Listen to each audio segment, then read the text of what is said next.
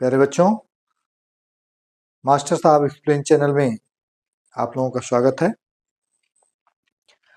आप लोगों ने पिछले टर्म पर पढ़ा रुधिर वर्ग। रुधिर वर्ग का कैसे हम पता लगाएंगे, किसी व्यक्ति में कौन सा रुधिर वर्ग है, और इसके साथ साथ रुधिर वर्ग की वंशागत के बारे में आप लोगों ने पढ़ा कि माता पिता का अगर रुधिर वर्ग ज्ञात है तो हम संतान का रुधिर वर्ग कैसे ज्ञात करेंगे। रुधिर वर्ग से संबंधित आप लोगों ने RH फैक्टर या RH तत्व के बारे में पढ़ा। इससे संबंधित जो बीमारी है जिसको आप लोगों ने एरिथ्रोब्लास्टोसिस फीटेसिस नाम दिया, अर्थात ऐसी बीमारी है जो बच्चे माँ के पेट में भ्रूण में ही मर जाते हैं या पैदा होने के तुरंत बाद मर जाते हैं। तो इन सब चीज़ों को आप लोगों ने बहुत अच्छे ढंग से पढ़ा। तो आज हम लोग इस रुधिर वर्ग वाले चैप्टर में आज का टॉपिक हम लोग पढ़ेंगे धमनी और सिरा में अंतर। बहुत ही प्यारा टॉपिक है। अक्सर कंपटीशन की परीक्षाओं में पूछा जाता है धमनी और सिरा में क्या अंतर है, या धमनी की विशेषता के बारे में पूछ दिया गया, सिरा की विशेषता के बारे में पूछ दिया गया। तो ये जानना बहुत जरूरी है कि धमनी क्या है और सिरा क्या है। तो इसके बारे में हम लोग अध्ययन करेंगे धमनी और सिरा में अंतर। धमनी और सिरा में अंतर।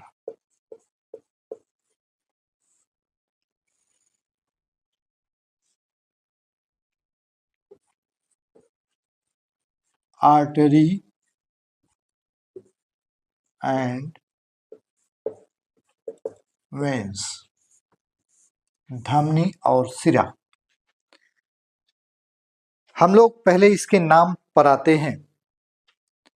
धमनी में 3 अक्षर हैं। धमनी में 3 अक्षर हैं और सिरा में 2 अक्षर हैं।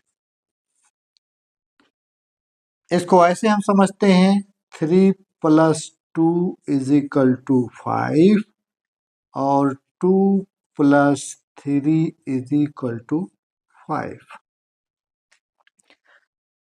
आप सोचेंगे ये क्या है? इसमें शुद्ध और अशुद्ध है।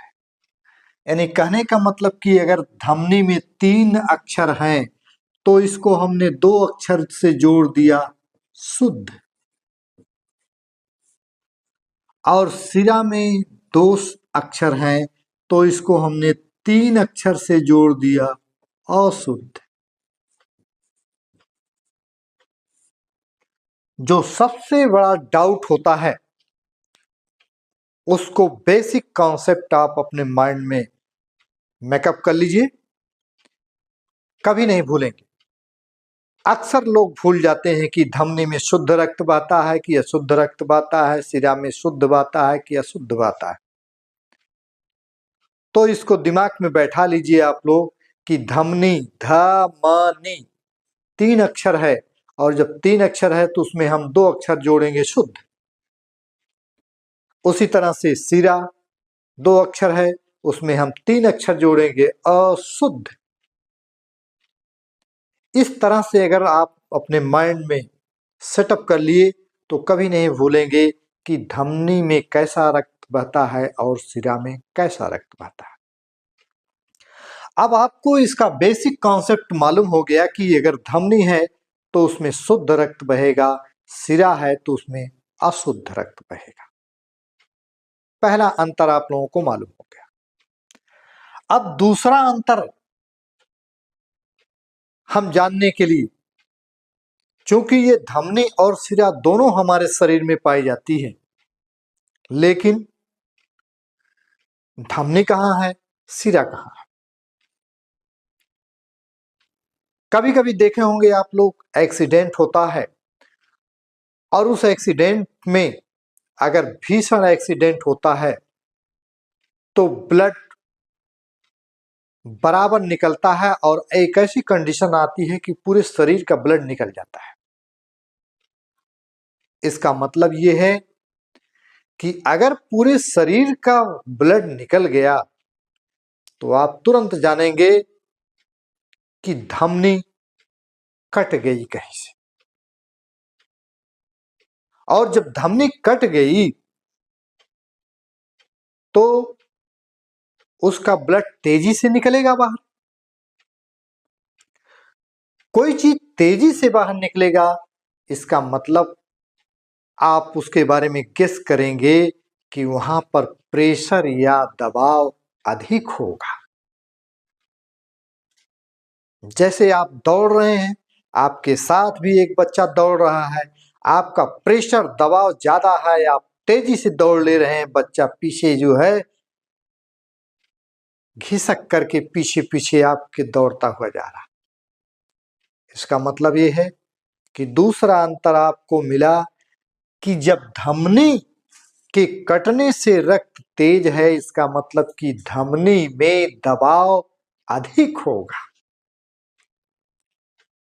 Pressure should be higher in artery in comparison to veins. सिरा में दबाव अधिक होगा।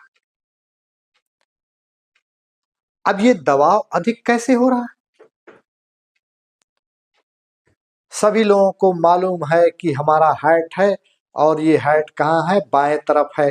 आप हाथ ऐसे रखते हैं तो देखते हैं आपको हार्ट की आवाज, धड़कन इसकी चलती है, एहसास होता है। जब धमनी में आपने कह दिया कि शुद्ध रक्त बहता है, इसका मतलब कि हार्ट प्रेशर देता है, और जब हार्ट प्रेशर देता है तो शरीर के सभी अंगों में शुद्ध रक्त की सप्लाई होती है। आप सोचेंगे कि अंग भी हमारा देखता है शुद्ध। अरे भाई, बाहर आप खड़े हैं, अगर आपको पानी कोई जग से पिला रहा है और कोई बिसलरी का बाटल लिया हुआ है तो आप झट से बिसलरी बाटल की तरफ हाथ बढ़ाएंगे अपना। क्यों बढ़ाते हैं? क्योंकि आपको मालूम है कि बिसलरी का बाटल, ये पानी शुद्ध है। उसी तरह से हार्ट हमारा पंप करता है और शुद्ध रुधिर धमनी के द्वारा सभी अंगों में जाता है, क्योंकि उसी रक्त में सभी पोषक पदार्थ हैं और हमारे सभी अंगों की कोशिकाओं को उस पोषक की जरूरत है। तो पहला अंतर आप लोगों ने शुद्ध अशुद्ध कहा। दूसरा अंतर क्या हुआ कि इसमें प्रेशर या दबाव अधिक होता है। तीसरा अंतर, ये धमनी हमारे शरीर में गहराई में पाई जाती है। हम बाहर से देख रहे हैं तो हमको धमनी नहीं दिखाई देती है, लेकिन आप अपने हाथ में इस तरह से घुमा फिरा कर देखते हैं, जो बाहर की तरफ आपको दिखाई देती है, ये क्या है? वेन्स, सिराएं। यानी शरीर की सतह पर जो दिखाई दे रही है हमको, ये वेन्स हैं, सिराएं हैं। और जो शरीर की सतह के नीचे हैं, मोटी मोटी हैं, वो क्या है? धमनी। शरीर की सतह पर सिरा दिखाई देती है और शरीर की सतह के नीचे धमनी दिखाई देती है।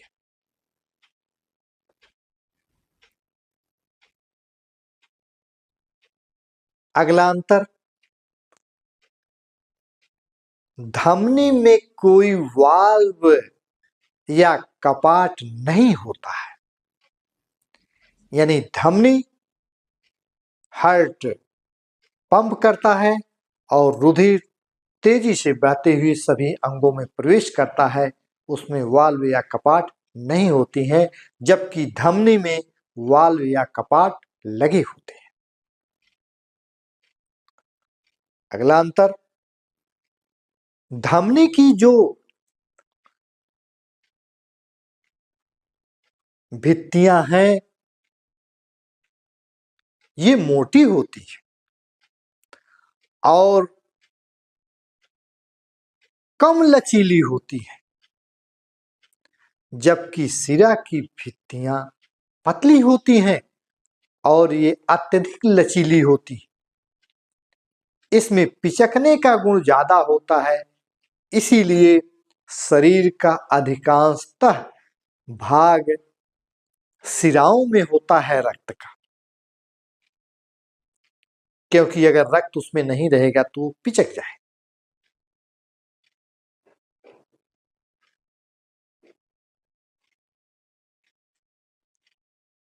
रुधिर धमनी में शुद्ध है, सिरा में अशुद्ध है। लेकिन एक अपवाद है जिसको कंपटीशन की परीक्षाओं में पूछा जाता है। आप रट कर जाएंगे कि धमनी में शुद्ध रक्त है, सर ने बताया था कि 3 धन 2 बराबर 5, लेकिन वहां पर आपसे जो क्वेश्चन पूछा जाएगा वो इस तरह से पूछ दिया जाएगा, वो कौन सी धमनी है जिसमें अशुद्ध रक्त बहता है। Very very important question.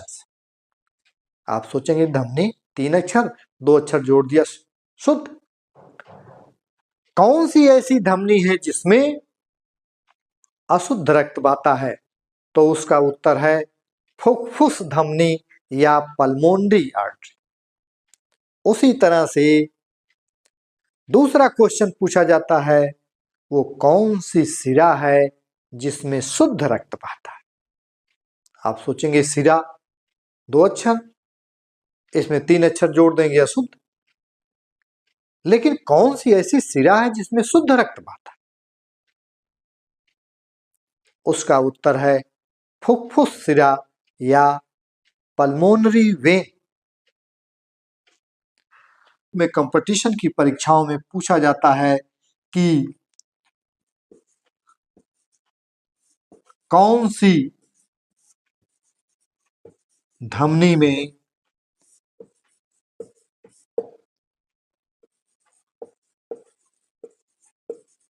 अशुद्ध रक्त बहता है।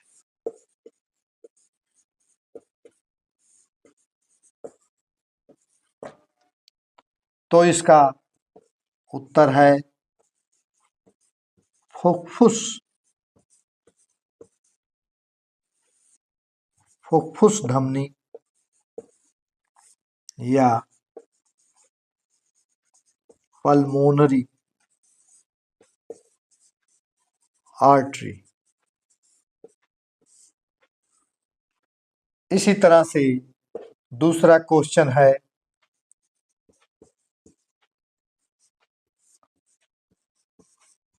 कौन सी सिरा में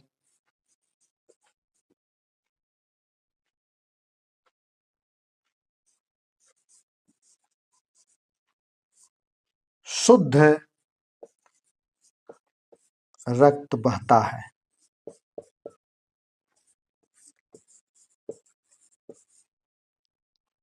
इसका आंसर है फुफ्फुस सिरा या पल्मोनरी वेन्स। तो धमनी और सिरा में ये अंतर हो गया, लेकिन इसमें अपवाद है और इसी अपवाद से कंपटीशन की परीक्षाओं में उत्तर बनता है कि वह कौन सी धमनी है जिसमें शुद्ध के जगह अशुद्ध रक्त बहता है। उसका उत्तर है फुफ्फुस धमनी। उसी तरह से वो कौन सी सिरा है जिसमें शुद्ध रक्त बहता है। उसका उत्तर है फुफ्फुस सिरा या पल्मोनरी वेन्स। तो धमनी और सिरा में अंतर आपने पहले शुद्ध अशुद्ध कहा, फिर हृदय से सभी भागों में रक्त पहुंचाने का कार्य करती हैं धमनी, और उसी तरह से सिरा सभी भागों से चूंकि अशुद्ध रक्त होता है वो हृदय की ओर लाने का कार्य करती हैं। अर्थात धमनी हृदय से दूर सभी अंगों की तरफ अग्रसर होती हैं और सिरा हृदय की तरफ अर्थात सभी अंगों से हृदय की ओर लाने का कार्य करते हैं। धमनी में वाल्व या कपाट नहीं होते हैं, सिरा में वाल्व या कपाट होते हैं। धमनी की भित्तियां मोटी होती हैं और कम लचीली होती हैं, सिरा की भित्तियां पतली होती हैं और लचीली होती हैं। धमनी में जो गुहा होती है, अर्थात कहने का मतलब कि कैविटी या गुहा, और जो कैविटी या गुहा पाई जाएगी जब धमनी में, तो इसका मतलब ये है कि चूंकि उसकी भित्तियां मोटी हैं तो इसमें कैविटी या गुहा को होगी सकरी होगी, जबकि सिरा में जो कैविटी या गुहा होगी वो चौड़ी होगी। जाहिर सी बात है कि जब चौड़ी होगी तो उसके लिए उसमें कम स्थान होंगे, उसकी भित्तियां पतली होती हैं। उसी तरह से जब सकरी होती है तो इसके कारण उसकी भित्तियां मोटी होती है। ये था धमनी और सिरा में अंतर। धमनी और सिरा में अंतर आप लोगों ने देखा कि किस तरह से धमनी और सिरा में अंतर होता है। इसी धमनी और सिरा से संबंधित एक प्रश्न और आपके दिमाग में आ रहा है कि अभी आपसे ये पूछा जाए कि धमनी शरीर के सभी भागों में शुद्ध रक्त पहुंचाने का कार्य करती है, और अभी हम आप लोगों से बताएं कि जो शुद्ध रक्त होता है, आप लोगों को उदाहरण हमने दिया कि बिस्लरी का पानी और जग का पानी, तो आप लोग ये देखें कि सभी पोषक पदार्थ उस रक्त के साथ कोशिकाओं तक पहुंचाने का कार्य करते हैं। अब प्रश्न ये है कि उस धमनी को कहां से रक्त मिलेगा या कहां से पोषक पदार्थ मिलेगा। उसी तरह से सिरा है, सिरा सभी भागों से अशुद्ध रक्त को हृदय की तरफ ले आ रही है शुद्ध करने के लिए। उसको कहां से रक्त मिलेगा, उसको कहां से पोषक पदार्थ मिलेगा। जैसे एक कहावत है देहात की कि बेरहोए खेत खाए, यानी कहने का मतलब कि आपसे किसी चीज की रखवाली करने के लिए कहा जाए और आप ही जो है किसी आम का बगीचा हो और कह दिया जाए कि एक आम भी यहाँ से नहीं जाना चाहिए, तो पता चले कि 4 आम गिरा और चारों आम आप गपत कर दिए। तो एक कहावत है कि बेरहोए खेत खाए, यानी जो रखवाली करने के लिए है वही खा रहा। तो पूरे शरीर को तो वो सप्लाई कर रहा है, लेकिन उसको कैसे मिलेगा। Very very important topic.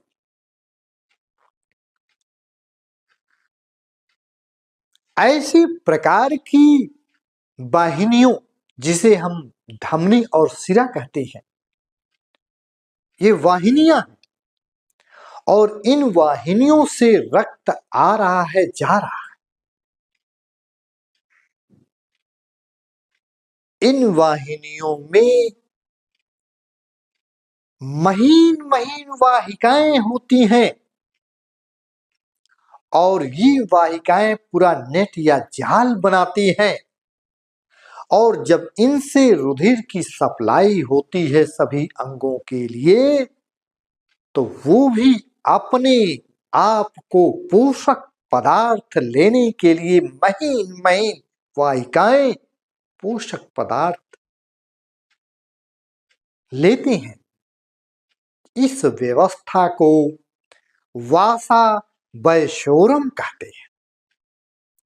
वासा वैशोरम यानी कहने का मतलब ये है कि इनमें भी भोजन की जरूरत है, जिसे हम वासा वैशोरम कहते हैं।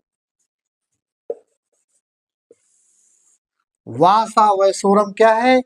धमनी और शिरा में पाई जाने वाली वाहिकाएं जो